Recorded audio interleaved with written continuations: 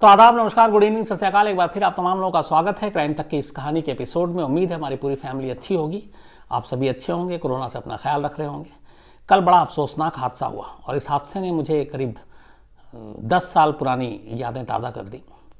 2010 में ऐसे ही एक हादसा हुआ था, सेम मैंगलोर एयरपोर्ट पर। मैंने शायद इसके बारे में जिक्र भी किया इसी कहानी में। कल रात की बात है ये, जो एक प्लेन क्रैश किया, वो भी रनवे पर। तो ऐसा क्यों हुआ, इसमें क्या ख़ास बात थी, क्यों रनवे पर आकर, और ये बड़ी सारी समानताएं हैं मैंगलोर और इस जो केरल के इस एयरपोर्ट पे हुआ है कोझिकोड में। तो इसको डिटेल में आपको बताऊंगा, इसके रनवे के बारे में भी बताऊंगा। और साथ ही दिशा की फैमिली ने, दिशा सालियानी के माँ बाप ने पहली बार मीडिया से बात की, खुलकर सामने आए और उन्होंने पूरी दिशा की कहानी सुनाई। और उसमें एक बड़ी इंपॉर्टेंट चीज़ बताई, वो डेट बहुत इंपॉर्टेंट है, 4 जून टू 9 जून। 4 से 9 जून के बीच में दिशा कहाँ थी, क्योंकि इस 5 दिनों में ही बहुत सारी ऐसी पहेलियाँ हैं जो बूझने की कोशिश की जा रही हैं। जो सोशल मीडिया पे खबरें हैं, अलग कुछ पार्टी, फिर बाकी और सारी मिस्ट्री। तो आज उन्होंने उसका एक जवाब दिया है और बाकी कुछ दिशा के बारे में क्या कुछ बोला वो आपको डिटेल में बताऊंगा। ईडी से जो पूछताछ हुई उसमें क्या है, क्या कुछ कहा गया, वो भी आपको बताऊंगा। और 3 दिन की मोहलत दी थी सुप्रीम कोर्ट ने तीनों पार्टी को, महाराष्ट्र पुलिस, बिहार सरकार, सुशांत के पिता को अपनी अपनी एफिडेविट दाखिल करने के लिए कि रिया चक्रवर्ती के इस केस को क्यों ना ट्रांसफ़र कर दिया जाए बिहार के मुंबई को। तो इन लोगों ने क्या रिप्लाई किया, महाराष्ट्र सरकार का क्या स्टैंड है, बिहार का क्या स्टैंड है, और के सिंह ने क्या कहा, सुशांत के पिता ने, ये भी आपको बताऊंगा। लेकिन पहले उस अफसोसनाक हादसे की बात जो कल केरल के कोझिकोड एयरपोर्ट पर हुई। दुबई से ये प्लेन आ रहा था और इसमें करीब 191 के आसपास पैसेंजर और क्रू मेंबर थे। 18 लोगों की मौत हो चुकी है। रनवे पे ही ये प्लेन फिसला और करीब आगे जाकर 50 फीट गहरी जो खाई है उसमें जाकर गिरा और 18 लोगों की मौत हुई है। बहुत सारे अभी इंजर्ड है, उसमें कई सीरियस हैं। क्यों हुआ था ये प्लेन क्रैश, और इस एयरपोर्ट में ऐसी क्या बात है जहाँ पे हमेशा खतरा बना रहता है, ख़ासतौर पर मानसून के दौरान। और एक और नाम आपने सुना होगा, टेबल टॉप रनवे। ये टेबल टॉप रनवे क्या होता है, बाकी जो एयरपोर्ट्स हैं दुनिया के उनसे अलग ये रनवे कैसे होता है। तो सबसे पहले ये जो कालीकट इंटरनेशनल एयरपोर्ट है इसका नाम, और ये कोझिकोड जो शहर है केरल की, वहाँ से करीब 28 किलोमीटर दूर है ये एयरपोर्ट। और एक और भी जगह फेमस वहाँ पे करीपुर, वहीं पे है ये। और अगर मल्लापुरम की हम बात करें तो वहाँ से करीब 25 किलोमीटर दूर है। फ्राइडे की शाम को ये हादसा हुआ और एयर इंडिया एक्सप्रेस का एक ये जो प्लेन था, ये स्पेशल प्लेन, क्योंकि आजकल इंटरनेशनल फ़्लाइट बंद है, लेकिन भारत सरकार बहुत सारे ऐसे देशों में अपने प्लेन को भेज रही है जहाँ पे कोरोना के जो अपने वजह से लोग फंसे हुए हैं, भारतीय हिंदुस्तानी, उनको वापस लाया जाए। तो इसमें कुछ कोरोना पॉजिटिव मरीज़ भी थे और उनको लाना था और उसके बाद इन सबको क्वारंटीन किया जाना था। प्लेन दुबई से उड़ी और उसको सही टाइम पर यहाँ पे लैंड भी कर लिया, सब कुछ सही था। बारिश हो रही थी, रनवे पे पानी जमा हुआ था और उस रनवे पे पायलट ने पूरी कोशिश की, लेकिन प्लेन रनवे पे लैंड करते ही जब पहिया नीचे आया वो फिसला और फिसलने के बाद कंट्रोल में नहीं रह पाया। और जहाँ पे रनवे ख़त्म होता है उसके आगे एक खाई जैसी है, गड्ढा है, पहाड़ी चुके इलाका है पूरा, तो उसमें जाकर वो गिर गया और उसके 2 टुकड़े हो गए। आगे का जो पोर्शन है प्लेन का, जहाँ पे पायलट बैठते हैं, उस तरफ ज़्यादा नुकसान हुआ और जो 18 लोगों की मौत हुई उनमें ज़्यादातर वो लोग हैं जो आगे की तरफ थे, जिसमें पायलट और को पायलट दोनों की मौत हो गई। बहुत ही होनहार पायलट साठे साहब थे उसमें, हिंदुस्तान के बड़े जो एक्सपीरियंस पायलट हैं उनमें से एक। अब सवाल ये, हादसा हुआ क्यों था। ये जो कालीकट का एयरपोर्ट है, इसका जो रनवे है ये टेबल टॉप रनवे कहलाता है। अब टेबल टॉप रनवे क्या है, इंडिया में सिर्फ 3 ही ऐसे एयरपोर्ट हैं जहाँ पर टेबल टॉप रनवे है। एक और बता दूं आपको कि कालीकट जो इंटरनेशनल एयरपोर्ट है ये इंडिया के बिजिएस्ट एयरपोर्ट में से 11वें नंबर पर आता है, जहाँ सबसे ज़्यादा एयर ट्रैफिक होता है, क्योंकि गल्फ से बहुत सारे प्लेन यहाँ पे आते हैं। तो 3 ही हिंदुस्तान में टेबल टॉप रनवे है एयरपोर्ट पर। रनवे के लिए अपनी एक सीमा होती है कि उसकी लेंथ, लंबाई कितनी होनी चाहिए। मैदानी इलाकों में रनवे को लेके कोई इशू नहीं होता है, आप जितना लंबा चाहें, आप चूँकि एयरपोर्ट बनाया ही ऐसी जगह पे जाता है जहाँ पे ज़मीन काफ़ी हो, तो रनवे की लंबाई को लेके कोई इशू नहीं होता। रनवे की लंबाई को लेके इशू वहाँ होता है जो एक तो पहाड़ी इलाका हो और या एक समंदर के किनारे जो एयरपोर्ट बहुत सारे हैं तो वहाँ पे। लेकिन समंदर के किनारे भी इतना इशू इसलिए नहीं आता कि आप अंदर की तरफ दूसरी तरफ जा सकते हैं, समंदर के आप तरफ से आगे ना बढ़ें। तो पहाड़ी इलाकों में सपाट मैदान बहुत दूरी तक ढूंढना और वहाँ एयरपोर्ट बनाना थोड़ा मुश्किल काम होता है। तो जो पहाड़ी इलाकों में जो एयरपोर्ट्स हैं, और ख़ास तौर पर वो ऐसे एयरपोर्ट जिनके दाएं या बाएं या आगे या पीछे खाई है, उसे टेबल टॉप रनवे कहते हैं। मतलब एयरपोर्ट के किसी न किसी हिस्से का एक हिस्सा खाई से मिलता हो, गहराई से मिलता हो, तो वो टेबल टॉप रनवे कहलाता है। इंडिया में सिर्फ 3 ही टेबल टॉप रनवे हैं। एक ये कालीकट इंटरनेशनल एयरपोर्ट, इसके अलावा मैंगलोर इंटरनेशनल एयरपोर्ट जहाँ 2010 में विमान हादसा हुआ था, और तीसरा जो है वो है मिजोरम का लेंगपुई एयरपोर्ट। इन तीनों एयरपोर्ट की जो समानता है वो ये है कि इन तीनों एयरपोर्ट का कोई ना कोई हिस्सा एक तरफ जाकर खाई से मिलता है। जो कालीकट एयरपोर्ट है, इसके राइट और लेफ्ट का हिस्सा खाई से मिलता है। तो जब प्लेन नीचे लैंड किया तो स्किड किया क्योंकि बारिश हो रही थी, रनवे पे पानी था, और उसके बाद तमाम कंट्रोल और ब्रेक मारने के बावजूद रनवे पार कर गया और फिर वो खाई के नीचे गिर गया, जिससे 2 टुकड़े हो गए।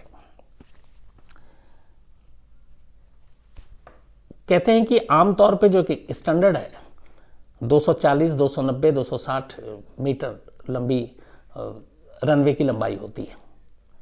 कुछ वक्त पहले तक इस रनवे की लंबाई सिर्फ 90 मीटर थी और इसीलिए इसमें बड़े बोइंग और ये सारे प्लेन नहीं उतरते थे। लेकिन फिर बाद में इस एयरपोर्ट को बड़ा किया गया और इसके रनवे की लंबाई भी बढ़ाई गई।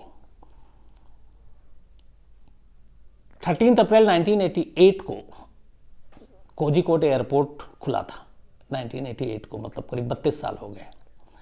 और 18 साल के बाद 2006 में इस एयरपोर्ट को इंटरनेशनल एयरपोर्ट का दर्जा मिला था, जब बाकी प्लेन भी यहाँ पे उतरने लगे थे। बट यहाँ पे चूंकि पहाड़ का इशू है, इसलिए रनवे की लंबाई कम है और इसीलिए यहाँ पे सिर्फ पायलट की बड़ी इंपॉर्टेंस है कि एक एक्सपीरियंस पायलट सिर्फ वही इन रनवे पे और ख़ासतौर पे मानसून के मौसम में प्लेन को उतार सकता है। और पूरे मानसून में सबसे ज़्यादा रिस्की होता है, ख़तरनाक होता है यहाँ पे प्लेन को उतारना। तो एक सीजन पायलट, एक एक्सपीरियंस पायलट, क्योंकि सबसे होता है कि टच लाइन, आपका जब प्लेन लैंड करता है तो जो अब मार्क है वहाँ पे आपको पहली बार टच करना पड़ेगा। अगर आप उससे आगे टच करते हैं आप, तो फिर हादसा हो सकता है, क्योंकि रनवे फिर छोटा पड़ जाएगा। और एक प्लेन जब टच करता है उसके बाद जो ब्रेक मारते हैं उसका एक पूरा कैलकुलेशन होता है। तो कई बार ऐसा भी हुआ इस एयरपोर्ट पे कि पायलट टच मार्क पे टच नहीं कर पाया, थोड़ा आगे गया, तो वहाँ पे उनको साफ इंस्ट्रक्शन होता है कि अगर आपने टच मार्क को क्रॉस कर लिया और आप लैंड नहीं कर पाए तो आप वापस प्लेन को उड़ाइए और फिर से वापस आइए और वापस उस टच मार्क पे ही अपने प्लेन को लैंड कीजिए, पहली बार जहाँ पे पहिया टकराता है ज़मीन पर। तो इन सारे एयरपोर्ट्स के लिए ये चीज़ें कही गई हैं और हमेशा ये होता है। मैंगलोर में जो 2010 में प्लेन क्रैश किया था, इत्तेफाक से इन दोनों में बड़ी समानता है। वो भी एयर इंडिया की फ़्लाइट थी, ये भी एयर इंडिया की फ़्लाइट थी। वो भी दुबई से आ रही थी, ये भी दुबई से आ रही थी। वो भी रनवे पे आके क्रैश किया, ये भी रनवे पर आकर क्रैश किया। और इत्तेफाक से ये दोनों ही एयरपोर्ट जो टेबल टॉप रनवे में आते हैं। मैंगलोर का भी एयरपोर्ट ऐसे ही है। मैंगलोर का प्लेन भी जब रनवे उसमें हुआ, ये था उसकी कहानी, जो बाद में जांच रिपोर्ट आई वो ये थी कि जब ये प्लेन दुबई से चला और मैंगलोर पे लैंड करना था, तो लैंडिंग से कुछ वक्त पहले पायलट को हल्की सी झपकी आ गई थी और उस झपकी में वो थोड़ी सी दिशा भटक गए। और सब कुछ बताया जा रहा है, ये सब कुछ कॉकपिट में जो बाद में सब कुछ बरामद हुआ उससे पता चला। तो जब तक ये एयरपोर्ट पे पहुंचे तो जो इनका टच मार्क था लैंडिंग का, ये इससे थोड़ा आगे इन्होंने लैंड किया। और मैंगलोर एयरपोर्ट की लंबाई रनवे की वैसे ही छोटी थी, तो जब इन्होंने आगे किया तो अब इनको ब्रेक मारने तक आखिरी स्टेशन जहाँ पे प्लेन को पूरी तरह रुकना है, वहाँ तक पहुँचने में रनवे कम पड़ गया और हुआ ये कि फिर रनवे जहाँ पे ख़त्म होता है उसके बाद वहाँ खाई है, तो उस खाई से पहले एक दीवार है, एयरपोर्ट की बाउंड्री है, उस बाउंड्री को उस प्लेन ने हिट किया और हिट करने के बाद वो खाई में जाकर प्लेन गिर गया। बस बात जो थी, एक अच्छी बात कालीकट में जो नहीं हुई, वहाँ पे दीवार को हिट करने के बाद जब प्लेन खाई में गिरा तो उस प्लेन में आग लग गई, और उस प्लेन में आग लगने की वजह से ही जो ज़्यादातर लोग थे उनकी मौत हो गई। कल के हादसे में प्लेन गिरा, 2 टुकड़े भी हुए, लेकिन ऊपर वाले का शुक्र था कि प्लेन में आग नहीं लगी। अगर आग लगती तो ये नुकसान बहुत ज़्यादा होता। 190 के करीब लोग उसमें थे, 18 की मौत हुई है, लेकिन आप अंदाज़ा लगाइए कि अगर आग लग चुकी होती तो फिर क्या होता।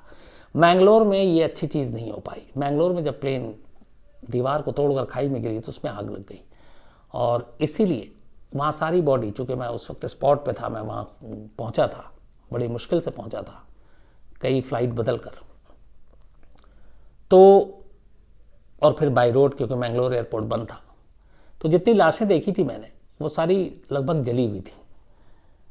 और हैरत अंगेज तौर पर उस क्रैश में कुछ लोग जिंदा भी बच गए थे, घायल हुए थे लेकिन बच गए थे, क्योंकि जब प्लेन दीवार से टकराने के बाद खाई में गिर रहा था तो प्लेन उसमें भी टुकड़े हुए थे कुछ, और उसमें से जो कुछ पैसेंजर थे वो बाहर फेंका गए, और जब वो बाहर फेंकाए तो उस आग से बच गए जो प्लेन में लगी, और वो ऐसी जगह पे झाड़ियों और कुछ टहनियों में अटक गए जिसकी वजह से उनको गहरी चोट भी नहीं लगी। तो करिश्मा ये भी था कि पूरे प्लेन में आग लगी लेकिन उसके बावजूद बहुत सारे मुसाफिर बच गए थे। लेकिन ये अजीब इत्तेफाक है कि दोनों जो हादसा हुआ है हिंदुस्तान में, ये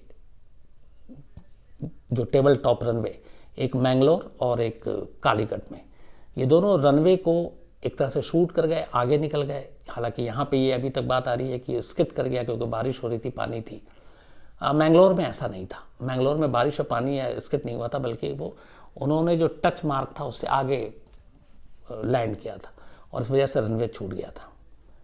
तो जब कल ये खबर सुनी तो मुझे पूरा वो मंजर याद आ गया था मैंगलोर का, और वहाँ से कुछ दूरी पर हॉस्पिटल, मैंगलोर जैसे जगहों पे ऐसे ये भी नहीं था कि कभी 100-150 इस तरह के सीरियस पेशेंट आएंगे, इमरजेंसी तैयारी हो, तो वहाँ अस्पतालों की भी हालत बड़ी अजीब थी।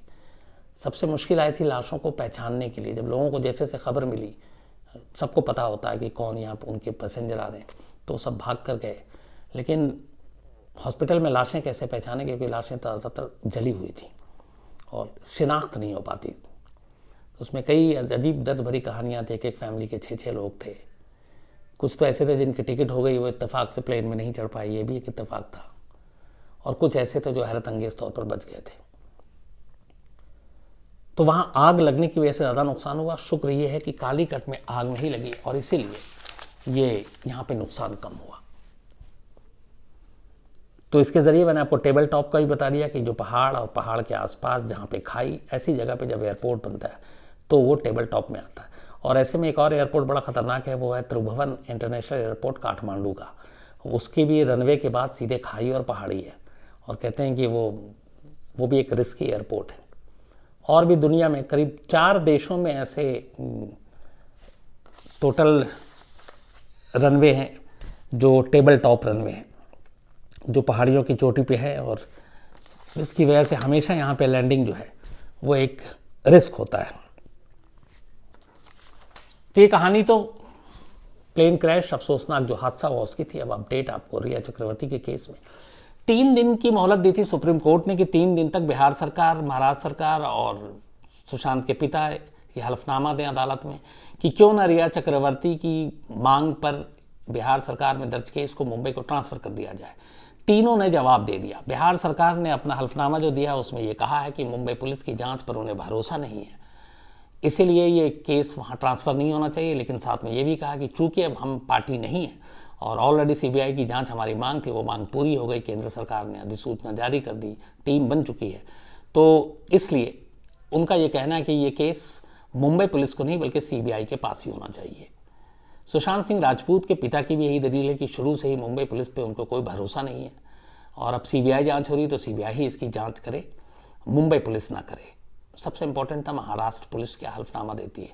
महाराष्ट्र सरकार की तरफ से भी हल्फनामा कोर्ट में आज आ गया। महाराष्ट्र सरकार का ये कहना है कि अब तक की पूरी जांच हमने पेशेवर तरीके से की है, इस जांच की पूरी रिपोर्ट अदालत के सामने हम रख रहे हैं, और इसमें जो जो फैक्ट्स हैं वो सारी चीज़ें हैं, तो कोई ऐसा आधार नहीं बनता है जिसकी वजह से इसको सीबीआई को देने की कोई बात होनी चाहिए। और बिहार पुलिस के ऊपर भी उन्होंने कहा है कि जिस तरीके से एफआईआर दर्ज किया है वो 0 एफआईआर तो हो सकता है, बाकी जुरिस्डिक्शन का उल्लंघन है, इसलिए उस एफआईआर को बुनियाद ना माना जाए और उस एफआईआर को बुनियाद मानकर सीबीआई को इसकी जांच न दी जाए। ये महाराष्ट्र सरकार का है। तो तीनों ने अपना पक्ष दे दिया है कोर्ट के पास। अब कोर्ट ने कहा है कि अगले हफ्ते सुनवाई करेंगे। कल संडे है, कोर्ट की छुट्टी है। अब या तो हो सकता है कि कोर्ट में ये केस अगर लिस्टेड होगी तो लिस्ट पता चल जाएगी कल कि अगर परसों के लिए इसकी लिस्टिंग है, किस नंबर पे है, तो मंडे ट्यूसडे, लेकिन किसी भी दिन सुनवाई होगी और जल्दी होगी मुझे लगता है, इसलिए क्योंकि कोर्ट को अब ये तय करना है ऑफिशियली कि सुशांत की मौत की जांच कौन करेगा, सीबीआई या मुंबई पुलिस। अब यही दो बचे हैं, क्योंकि बिहार सरकार अब पीछे हो गई है, क्योंकि उनकी सीबीआई की जांच उन्होंने खुद ही दे दी है। तो ये बड़ा इंपॉर्टेंट फैसला है जो सुप्रीम कोर्ट का आएगा। मंडे भी आ सकता है और ट्यूसडे भी आ सकता है। दूसरी तरफ सीबीआई ने एफआईआर दर्ज करके अपनी तरफ से कोशिश शुरू कर दी है। सुशांत के पिता से भी शायद बातचीत की है, बिहार सरकार के भी संपर्क में है, लेकिन मुंबई में सीबीआई ने कोई जांच शुरू नहीं की है। और वो मुंबई पुलिस को जब तक इस बारे में ऑफिशियली जानकारी नहीं दी जाएगी, सीबीआई वहां पर जाकर पूछताछ करना भी नहीं चाहती है। सीबीआई इंतजार करेगी सुप्रीम कोर्ट के फैसले का।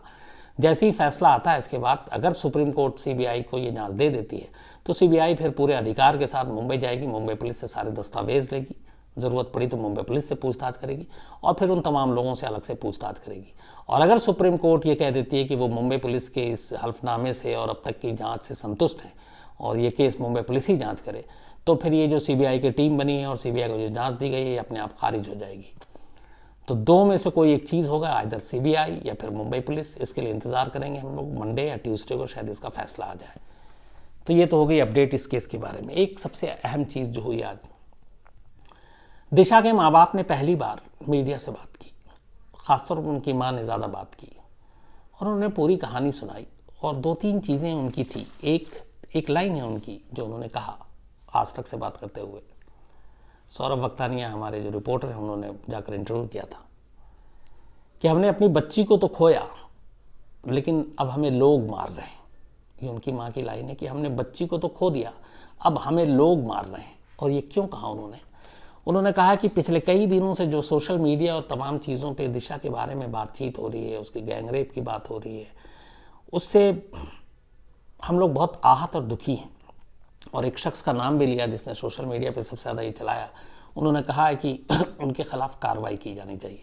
शायद उस शख्स का नाम पुनीत वशिष्ठ हैं, जिन्होंने फेसबुक या किसी चीज़ पे लिखा है, जिसको लेकर कई और लोगों ने भी कहा। तो ये पूरी जो पार्टी की बात है, तो उनसे क्लियर एक एक चीज़ पूछा गया। जो सारी चीज़ें थी वो ये थी कि दिशा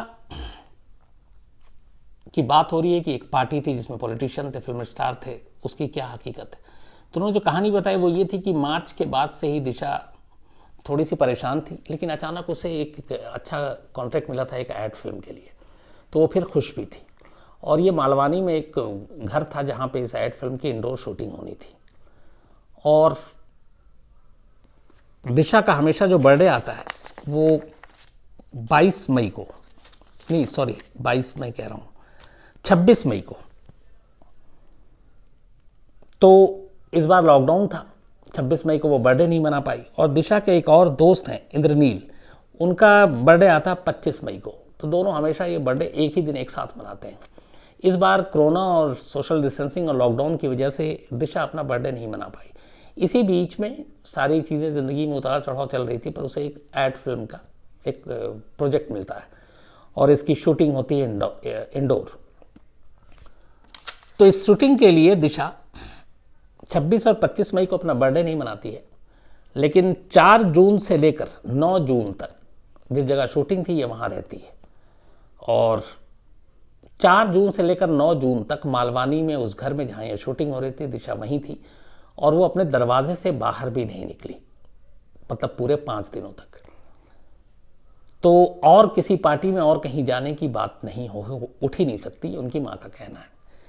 9 जून 8 जून की रात को जो पार्टी थी, उन्होंने कहा वो पार्टी नहीं, एक गेट टुगेदर था छोटा सा अपने खास दोस्तों का, जिसमें दिशा के मंगेतर थे रोहन रॉय और इंद्रनील, जिनका बर्थडे 25 मई को था। तो इन दोनों ने कहा कि चलो अब हम लोग एक छोटी सी पार्टी करते हैं और वो बर्थडे भी मना लेते हैं। तो 8 जून को वो पार्टी थी जिसमें 6 लोग शामिल थे और इसी 6 लोगों के बीच में ये पार्टी हुई थी। तो उनका पहली चीज़ कि इसके अलावा और किसी पार्टी के बारे में उन्होंने कहा कि कभी दिशा ने नहीं बताया। जिन लोगों के नाम आ रहे थे बड़े बड़े पॉलिटिशियन, और उनके बारे में है कि वो दिशा कभी जानती नहीं थी, ना मोबाइल में उसके कोई नंबर है किसी के भी ऐसे फीड। उनकी मां का एक तीसरा बयान ये था कि 8 जून को जो कुछ हुआ उसके बाद पुलिस ने बुलाया और सारे वो सीसीटीवी फुटेज, सारी चीज़ें, और जहाँ पे वो 4 जून से 9 जून तक नहीं निकली थी, मतलब इस हादसे से पहले, वहाँ के भी सीसीटीवी फुटेज सारे, और उसमें है कि दिशा कभी भी घर से बाहर नहीं निकली। 4 जून की एंट्री है, 8 जून का उसको, बल्कि 9 जून को ये जो हादसा हुआ बस वही है, इसके अलावा और ऐसी कोई तस्वीर मिली नहीं। तो उनकी मां का कहना है कि उन्हें यकीन है कि ये एक हादसा है, लेकिन हाँ दोनों चीज़ें इसमें है। उससे पहले एक वीडियो भी आया जो आप लोगों ने देखा होगा। ये वीडियो क्लेम किया जा रहा है कि उसी 8 जून का है और रात 12 बजे का है, और इस वीडियो के 1.5 घंटे के बाद दिशा के साथ ये हादसा हुआ। इस वीडियो में दिशा बहुत खुश है, डांस कर रही है, अपने दोस्तों के साथ ड्रिंक कर रही है, और उसके 1.5 घंटे के बाद ये हादसा होता है और दिशा की मौत हो जाती है। अब यहाँ 2 सवाल उठता है। पहला एक ये कि दिशा अगर इतना खुश थी तो फिर सुसाइड कैसे कर सकती है, जो मुंबई पुलिस का क्लेम है कि जो आदमी अभी घंटे भर पहले नाच रहा है, ड्रिंक कर रहा है, दोस्तों के साथ हंसी मजाक कर रहा है, फियांसी के साथ खुश है, और 1 घंटे में ऐसा क्या हुआ कि वो अचानक 14वीं मंजिल से छलांग मार देगी। तो अब इसको लेके 2 बातें हो रही हैं। एक ये कि हो सकता है ऐसी कोई चीज़ उन्हीं 1 घंटे में हुआ, रूल आउट नहीं किया जा सकता। दूसरा ये कि कॉल आया था और दिशा बेडरूम में गई थी, और वो कई बार ये बयान आया कि वो विंडो के पास बैठकर भी बातें किया करती थी, जब नॉर्मल, चूँकि फैंसी का घर है। तो एक उसमें यह भी है कि हो सकता है ड्रिंक किया, पार्टी चल रही थी, फ़ोन करते हुए बैलेंस बिगड़ गया और वो विंडो से नीचे गिर गई। लेकिन ये दोनों चीज़ें, और इसीलिए मुंबई पुलिस से जब हमारे रिपोर्टर ने इसको क्रॉस चेक करके पूछा तो उन्होंने कहा कि हम अभी तक इसको फाइनल ना सुसाइड कह रहे हैं और ना एक्सीडेंटल डेथ कह रहे हैं, दोनों चीज़ें मानकर जांच कर रहे हैं, और वो दोनों चीज़ें ही जो हैं उनमें से जो भी होगा वो सामने आएगा। लेकिन ये वीडियो एक सवाल खड़ा करता है कि जो अभी इतने अच्छे मूड में 1 घंटे के बाद वो सुसाइड कैसे करेगी। तो क्या ये सुसाइड है या फिर एक्सीडेंटल डेथ भी है, ये भी हो सकता है।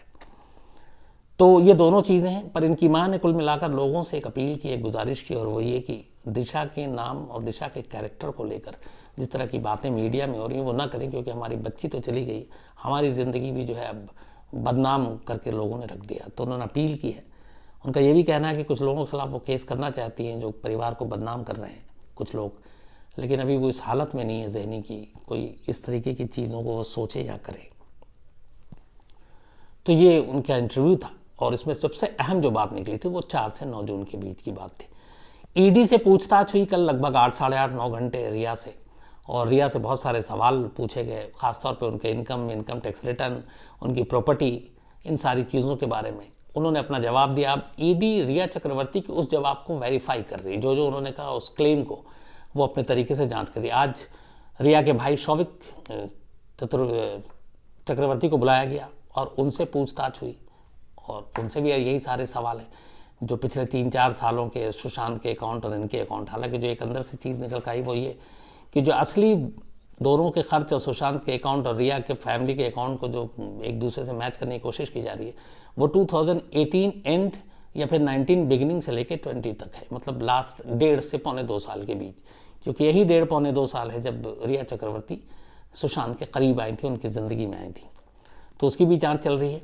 हालांकि कल एक रहस्य ये भी था कि ईडी पूछताछ करेगी, फिर गिरफ्तार भी कर सकती है, लेकिन ईडी ने पूछताछ के बाद जाने दिया।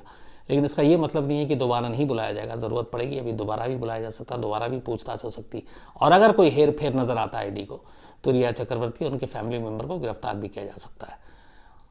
तो ये सारी भी जाँच चल रही है।